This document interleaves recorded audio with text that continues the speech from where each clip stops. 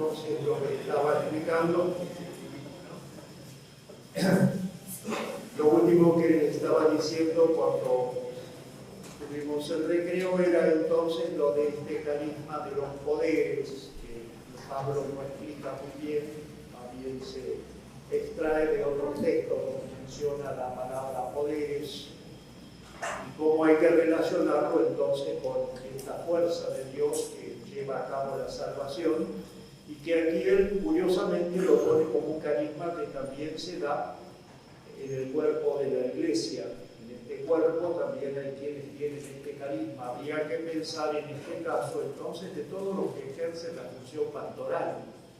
En cierta forma están recibiendo este carisma para llevar a cabo la salvación de los oyentes, de aquellos que reciben el mensaje.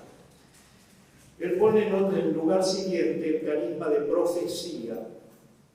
Saben que en el Antiguo Testamento han existido estos grandes personajes llamados después los profetas. Los profetas, los que hablaban en nombre de Dios. Entonces, por eso lo que ellos decían es la palabra de Yahvé, esta es la palabra de Yahvé, esto es lo que dice el Señor. Que como sabemos en el modo vulgar de hablar de los profetas, muchas veces se lo asocia con el hecho de anunciar cosas futuras. Cuando uno lee los libros de los profetas en el Antiguo Testamento, ve que el anuncio de cosas futuras no ocupa el lugar principal, sino que es más bien la exhortación, porque el profeta es el que tiene este carisma para poder mirar la historia y juzgarla como la juzga Dios. Ver las cosas desde el ángulo en que lo ve Dios, y así puede reprender, puede aprobar, puede anunciar. Siempre es la exhortación. De ahí que sacará después conclusiones para el futuro si ustedes hacen estas cosas, o si no, hablar de lo que Dios tiene proyectado para la humanidad. También en la comunidad cristiana existía, porque se habla en las cartas del Nuevo Testamento, y San Pablo lo menciona, y también aparece en el libro de Hechos, que en la comunidad cristiana se había producido nuevamente este carisma de los profetas. Porque en Israel era bastante claro que después de los profetas posexílicos, allá de los primeros años después de la cautividad en Babilonia, el profetismo se había acabado, ya no hay más profetas. También en el Salmo se dice eso, ya no hay más profetas, no hay nadie que sepa hasta cuándo. Es la carencia de profetas que había en Israel, pero que al mismo tiempo tenían esa convicción de que en los tiempos escatológicos, en los tiempos mesiánicos, iba a reproducirse el carisma de la profecía. Ese largo texto que cita Pedro en el día de Pentecostés, según el libro de los Hechos, cuando el profeta Joel anuncia que derramará el Espíritu sobre toda carne y todos profetizarán, como que todos serán profetas en el final de los tiempos. Esa esperanza de que la profecía se iba a reproducir.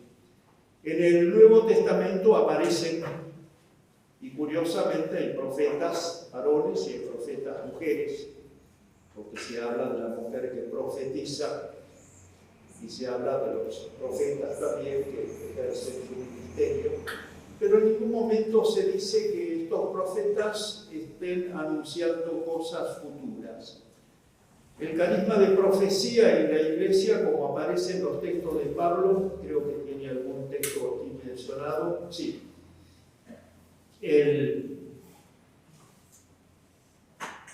Tenían la función de exhortación y enseñanza, porque Pablo dice en la misma carta a los Corintios en 14, el capítulo 14, versículos 3 y 4, el que profetiza habla a los hombres para edificarlos, exhortarlos y reconfortarlos. El que profetiza edifica a la comunidad. El que no es creyente, si escucha a los profetas, podrá ser convencido. Entonces, profetas y profetizas, diríamos, de las comunidades, no se entienden allí como gente que está anunciando cosas futuras, vaticinios, sino que son predicadores, los que predican. Entonces, allí cumplen esa función que dice Pablo de que ellos exhortan, edifican, reconfortan, convencen, ya que son siempre acciones que llevan a lo mismo, a una función de exhortación. Muy bien, que podrá ser después también a la luz de las profecías del Antiguo Testamento, que podrá estar ligado con eso, que con los textos del Antiguo Testamento exhortan a la comunidad y cumplen todas estas funciones.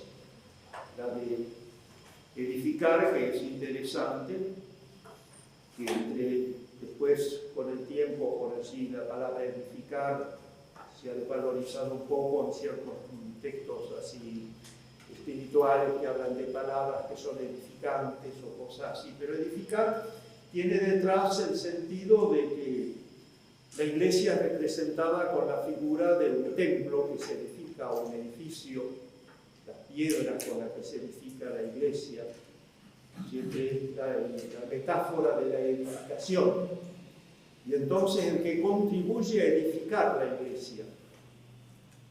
Tenemos que tomar la palabra edificar en el verdadero sentido como aparece en los textos del Nuevo Testamento, y con esa metáfora detrás, pensar la iglesia como un edificio que se está construyendo, y entonces los que edifican, las palabras que son edificantes, los ejemplos que son edificantes, las exhortaciones que sirven para edificar, construir la comunidad. La exhortación, ya sabemos que es hablarle a aquellos que lo necesitan para fortalecerse o para cambiar una conducta. Entonces también entran aquí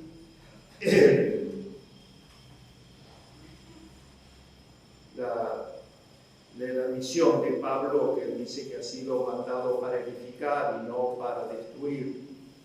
Siempre hablando de esto, de la comunidad que se puede destruir con malos ejemplos o con malas enseñanzas, y lo contrario es edificar. Entonces, no tomarlo así en ese sentido tan sencillo de las cosas piadosas que edifican, como se puede decir a veces, sino que estamos sacando una cosa muy seria que está en función de esto, del carisma de profecía. Un carisma que la iglesia también, que el Espíritu también derrama en el cuerpo para que los miembros del cuerpo entonces actúen en este sentido, la edificación de la comunidad.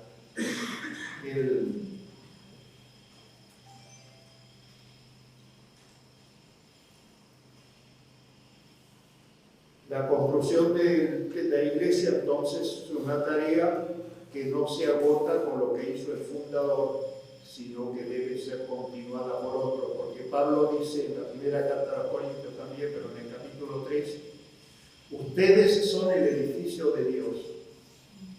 Según la gracia que Dios me dio, yo puse los cimientos, como lo hace un buen arquitecto, y otro edifica encima.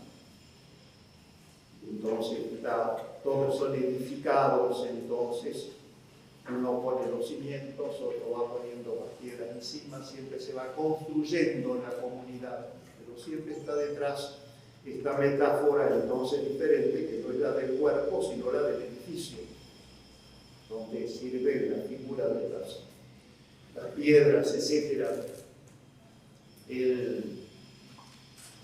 Es interesante en algunos textos donde dice, lo que tengo anotados aquí, exhórtense unos a otros y edifíquense en la unidad, así como ya lo hacen. Reprendan a los indisciplinados, animen a los tímidos, sostengan a los débiles, sean pacientes con todos.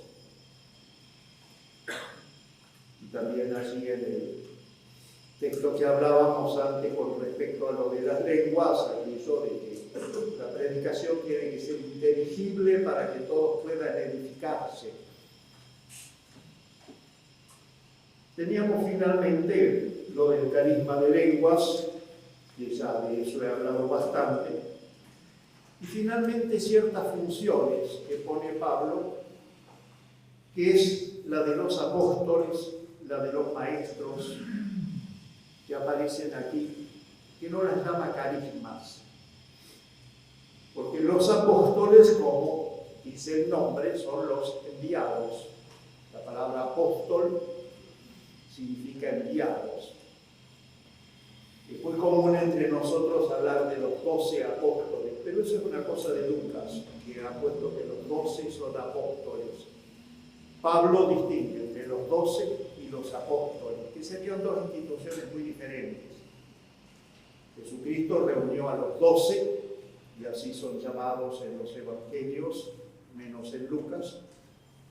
Lucas es el que los une. Y los apóstoles sería una institución de la época de la iglesia, los que son enviados con cierta misión, y que tiene detrás posiblemente una institución que ya existe en el judaísmo, pero con variantes, porque en la comunidad judía existen los enviados cuando la comunidad tiene que realizar un acto jurídico en otra parte, y entonces delega a un miembro de la comunidad. Se hace en público cuando están todos presentes, se le impone las manos como para significar que se le transmite la autoridad de la sinagoga, y se lo envía para que vaya a otra parte con los plenos poderes para actuar en nombre de esta comunidad que lo envía. En el caso del Nuevo Testamento también están los de los enviados, pero acá los enviados no van para realizar actos jurídicos, sino para llevar el Evangelio. Lo que se requiere entonces es otra preparación, otra calidad de persona, toda la función que tienen que cumplir. Así que si hay cierta semejanza, también hay gran desemejanza con eso. Los apóstoles. Y así Pablo distingue entre el que es enviado por Jesucristo, como es él, y los que son enviados por las iglesias, que los menciona también en otros momentos, y con alguna función particular, como es el caso de los enviados que son para realizar la colecta a favor de los pobres de Jerusalén, los enviados de las iglesias. Pero estos, entonces, ¿quiénes son? La identificación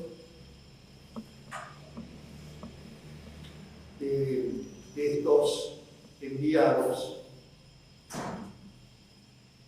En algún apóstol aparece que el término se tiene en el sentido que de enviado simplemente o representante, como serían los que son enviados para hacer la colecta. Otros no, son los apóstoles que ya llegan con el envío, la misión de anunciar el Evangelio.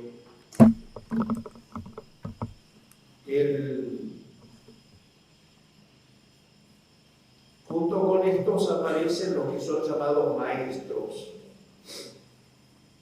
¿Quiénes serían los maestros? Jesús es llamado maestro por mucha gente, y se dice que en su tiempo se lo llamaba maestro para traducir la palabra hebrea o aramea rabino. Los que eran maestros en Israel, pero que reunían discípulos para enseñarles la ley. En el caso de Jesús, no se enseña la ley precisamente, sino la buena noticia, el Evangelio. Pero también están los maestros que también enseñan la ley, pero ¿cómo la interpreta Jesucristo?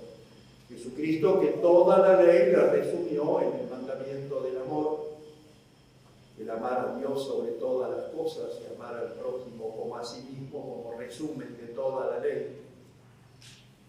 Y entonces, de así todo el comportamiento de Jesús, que a veces difiere tanto de la comunidad judía. ¿Por qué tus discípulos no ayunan? ¿Por qué tus discípulos no se lavan las manos? ¿Por qué tus discípulos no observan el sábado? Jesús se aparta mucho de las enseñanzas de los maestros de su tiempo porque tiene otra visión de la ley y nos introduce en otras enseñanzas que no eran propias de los rabinos de su tiempo. Esa enseñanza entonces se continúa en la iglesia, los maestros, pero eso también es un carisma. el carisma de enseñar así como enseñaba Jesús. Y eso se perpetúa en la iglesia. Es interesante que en el Evangelio de Mateo se dice: a nadie llamen maestro. Mateo está muy en polémica con los rabinos de su tiempo. Tiene delante a los fariseos, que son sus adversarios, y entonces pone esto. En el Evangelio de Mateo, el único que lo llama rabí a Jesucristo es Judas. En boca de ningún otro aparece la palabra aparece solamente en boca de Judas, que lo llama rabí a Jesús. Pero es el clima polémico en que vive Mateo cuando escribe su Evangelio. Más bien él dice: a nadie llamen maestro, porque todos ustedes son hermanos y hay un solo maestro. El solo maestro entonces es el Padre. Si todos somos hermanos, el único maestro es Dios. No sé por qué la Biblia de la Vulgata después puso así: el único maestro es Cristo, y se sigue repitiendo, pero eso es de los traductores de la Vulgata. En el texto de Mateo es: a nadie llamen maestro, porque todos ustedes son hermanos y hay un solo maestro. Se entiende que si somos hermanos, el único maestro es el Padre. De todas maneras, hace así como un paréntesis aquí. El caso de los maestros sería esto: aquellos que en la iglesia tienen esa función de enseñar la ley así como la interpreta Cristo. Y entonces, junto con dentro de este marco de la buena noticia del Evangelio, no como ley como tal, sino como participando ya de la predicación de Cristo. Estaría también el carisma de la atención de los necesitados. Vean que eso ya existía en la comunidad judía, que ya tenía sus mesas para atender a las viudas pobres.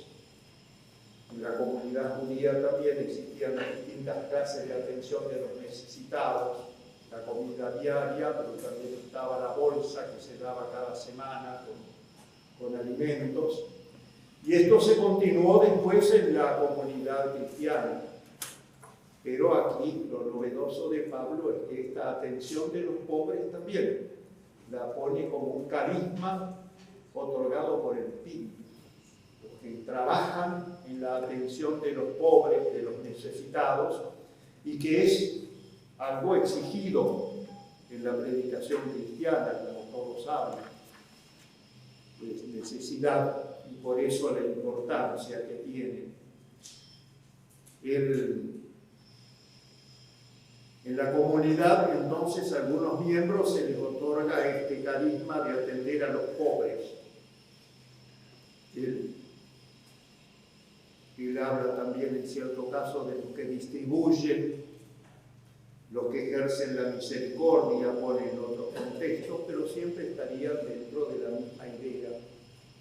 Eso también es una acción del Espíritu dentro de la comunidad y se tiene que enumerar como un carisma otorgado por el Espíritu.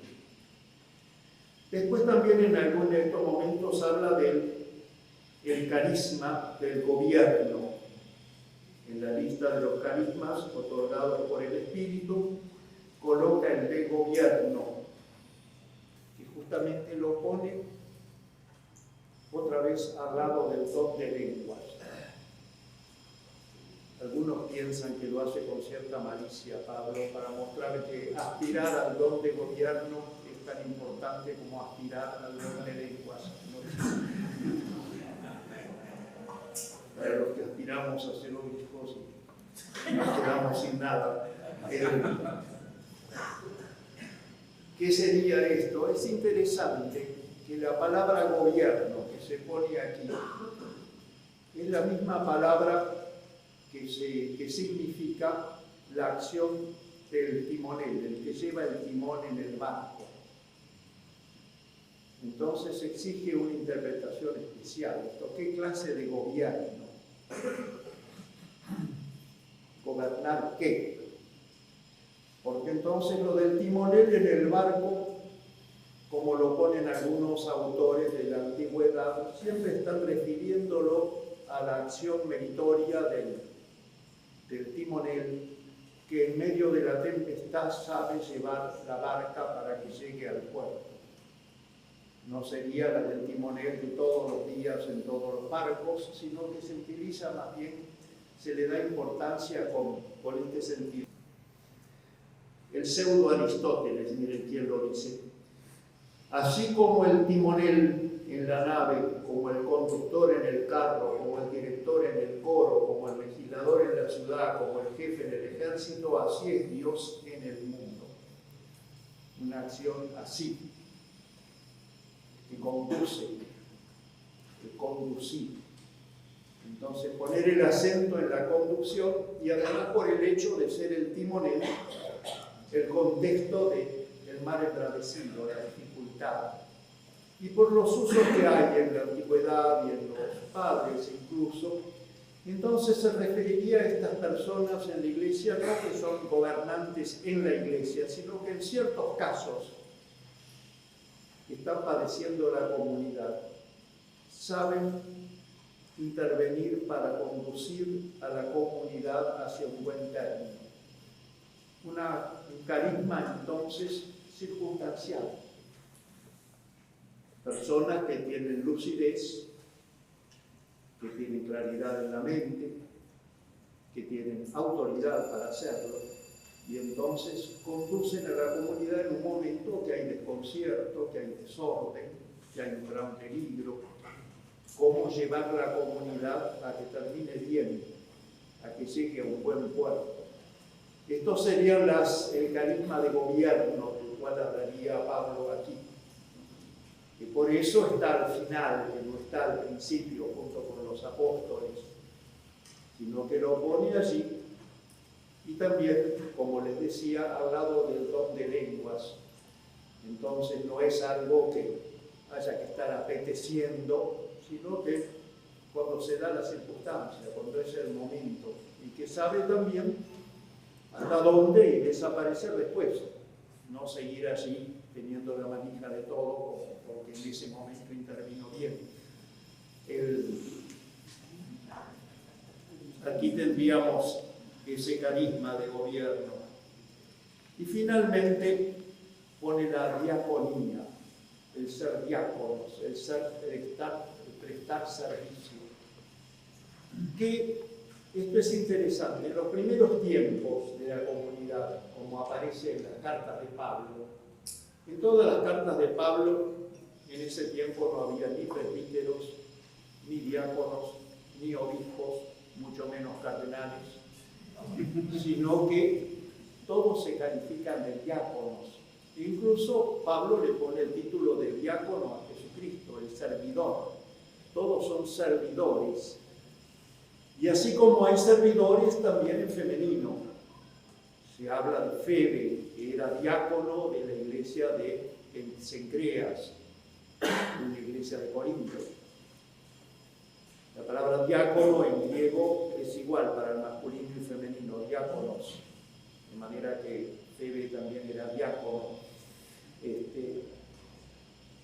Luego, en la iglesia se fueron perfilando los distintos servicios.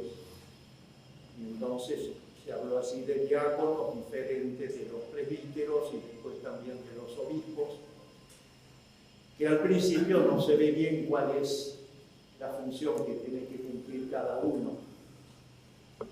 Hay algunos textos, como el de San Ignacio de Antioquía, en las primeras décadas del siglo II, que pone a los diáconos por debajo, por arriba de los presbíteros.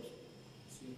O San Jerónimo, mucho más tarde, que se muere sin saber qué diferencia hay entre un presbítero y un obispo. Entonces, en los primeros tiempos la cosa ya no estaba como ahora. No digo esto porque fíjense que hay una discusión inútil, si las mujeres se pueden ordenar o no, y se piensa en la iglesia primitiva como si ya estuviera estructurada como está hoy. Al principio no había todas estas diferencias de ministerios.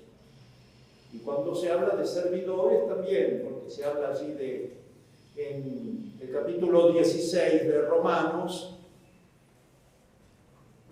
se habla de Andrónico y Junia, posiblemente era un matrimonio, que eran ilustres entre los apóstoles, de manera que Junia, su esposa, también era apóstola. Entonces, ¿cómo serían las cosas? Después ya, pues, más adelante, para la Edad Media y más adelante, algunos se esforzaron en cambiarle el nombre a Junia para que quedara como nombre masculino, pero ya eso se evidencia que son manuscritos más tardíos y con una preocupación muy especial. Pero ven que lo importante es el servicio. Lo que Jesús deja siempre, el ser servidores uno de los otros. Por lo que Pablo dirá en la carta a los Gálatas, de ser servidores uno de los otros por amor. Y esto tiene también importancia en el contexto histórico, porque para el pensamiento griego, el fundamento de la dignidad humana está en la libertad.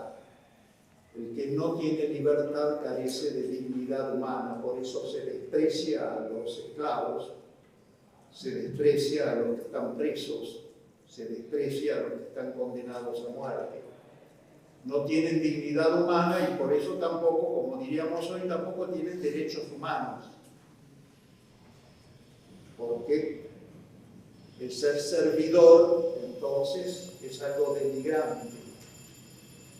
Y la palabra del Evangelio, cuando Jesús dice que el que quiere ser el primero, que se haga servidor de todos, está totalmente en contra del contexto social en que esto se dice.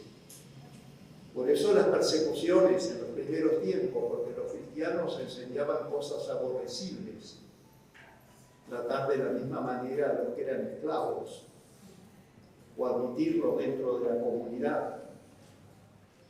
Y entonces el ser servidores, es muy impactante el gesto que pone Juan de Jesús colocándose como servidor cuando lo pinta lavando los pies de los discípulos, tarea que hacía el esclavo.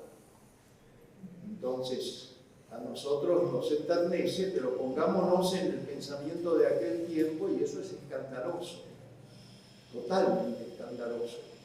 Pero es lo que Jesús pide a todos sus discípulos y aparece aquí en las tareas, en los carismas, el ser servidores, el tener la diaconía, a la cual todos tienen que aspirar, todos tienen que poner en práctica. Allí entonces importa todo esto, cómo hay que ver lo referente a los servidores.